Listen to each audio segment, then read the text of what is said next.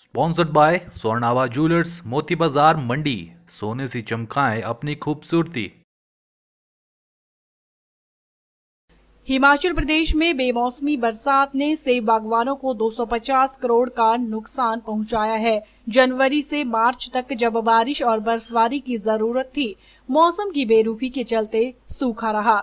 लेकिन अप्रैल और मई माह में सामान्य से ज्यादा बारिश, ओलावृष्टि व बर्फबारी ने सेब बागवानों की कमर तोड़ दी है। रही सही कसर बीमा कंपनियों ने निकाल दी है, जिन्होंने बीमा के नाम पर करीब 1500 से 8000 रुपए प्रीमियम काटा, लेकिन नुकसान होने पर 15 से 75 पैसे मुआवजा देकर मजाक किया गया। सेब, फल फूल, सब्जी उत्पादक संघ के अध्यक्ष हरीश चौहान का कहना है कि बेमौसमी बारिश, ओलावृष्टि व बर्फबारी ने बागवानों की कमर तोड़कर रख दी है। ओलावृष्टि के साथ आंधी ने सेब के पेड़ तक उखाड़ डाले, जिससे बागवानों को भारी नुकसान उठाना पड़ा। आंकलन सिर्फ 250 करोड़ का है, लेकिन ये नुकसान 500 करोड़ से ज्यादा का हो सकता है। सरकार हर बार नुकसान का आंकलन तो करती है, लेकिन मुआवजे के नाम पर बागवानों को कुछ नहीं मिलता। रिपोर्ट जो है सरकार ने सबमिट करी है, तो इसमें हमने फल सब्जी उत्पादक संघ ने आग्रह किया कि ये रिपोर्ट जो है ज़्यादा भी हो सकती है, लगभग 500 करोड़ के आसपास भी हो सकती है, क्योंकि आंकलन पूरी तरह से नहीं हुआ। और सरकार से आग्रह किया कि जैसे सरकार और सरकारें भी करती आई आज तक, और हर वर्ष जो है आंकलन ही होता है, इस वर्ष ये जो है आंकलन तक ही सीमित ना रहे, बल्कि कि बागवानों को कोई पुख्ता मुआवजा मिले या उनकी कोई सहायता सीधे रूप से हो सके। ये हमारा आज प्रमुख विषय रहा। एक पूरे देश में एक बहुत बड़ा नेक्सस चला हुआ है। ये एक पूरी तरह से किसानों बागवानों को पूरे देश में जो है एक लूट का धंधा शरेआम चला हुआ है। इसके लिए हमने पिछली बार सरकार से भी आग्रह किया था कि, और आज हमने आदरणीय मंत्री जी से भी ये क्वेश्चन किया। उन्होंने कहा कि हम इसमें सरकार पूरी तरह से संजीदा है और बागवानों किसानों को इसमें राहत देने के लिए चाहे हमें केंद्र सरकार से भी आग्रह करना पड़ेगा, वो भी करेंगे। और ये एक बहुत बड़ा भ्रम फैला देते हैं, खासकर जो ये बैंकर्स है और ये इंश्योरेंस कंपनीज है, ये कई तरह के प्रलोभन देकर और केसीसी से डायरेक्ट काटते हैं, जबकि केसीसी से डायरेक्ट नहीं काटते। और आज तक किसानों बागवानों के खातों में जो है इंश्योरेंस का फायदा नहीं मिलता। और ये जो प्राकृतिक आपदाएं हुई है, हमारा तो ये मानना है कि अगर ये इंश्योरेंस कंपनियां सही होती और ये स्कीम सही होती, तो आज हमारे को सरकार को और किसी और के पास नहीं जाना पड़ता, सीधा इंश्योरेंस कंपनी से हमें फायदा मिल जाता। वहीं बागवानी मंत्री महेंद्र सिंह ठाकुर भी मानते हैं कि इस बार बेमौसमी बरसात, बर्फबारी और ओलावृष्टि से बागवानों को भारी नुकसान हुआ है, जिसका आंकलन 250 करोड़ किया गया है।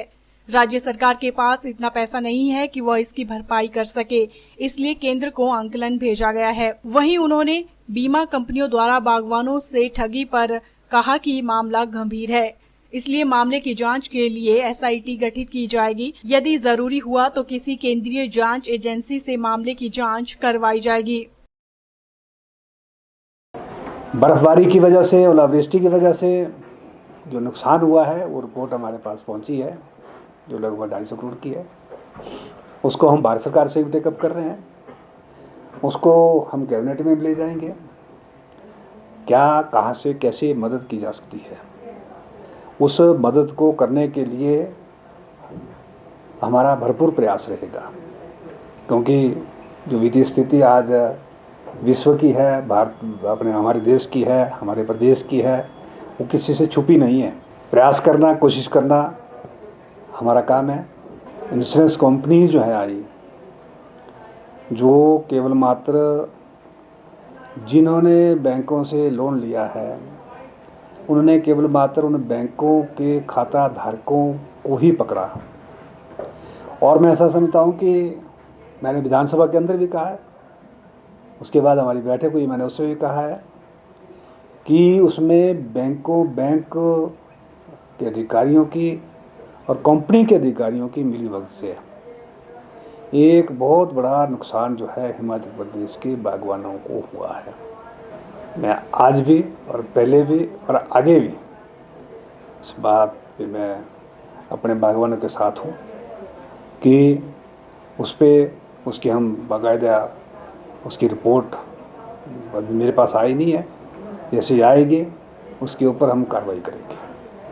हमें आवश्यकता पड़ेगी, हम आगे बढ़ करके भी अगर किसी सेंटर सेंट्रल एजेंसी से उसकी इन्वेस्टिगेशन करवानी पड़ेगी, तो हम उसके लिए भी आगे 2 कदम आगे बढ़ करके जो है इंक्वायरी करवाएंगे। फेसबुक पर पोल स्टार हिमाचल का पेज लाइक करें और यूट्यूब पर हमारा चैनल सब्सक्राइब करना ना भूलें।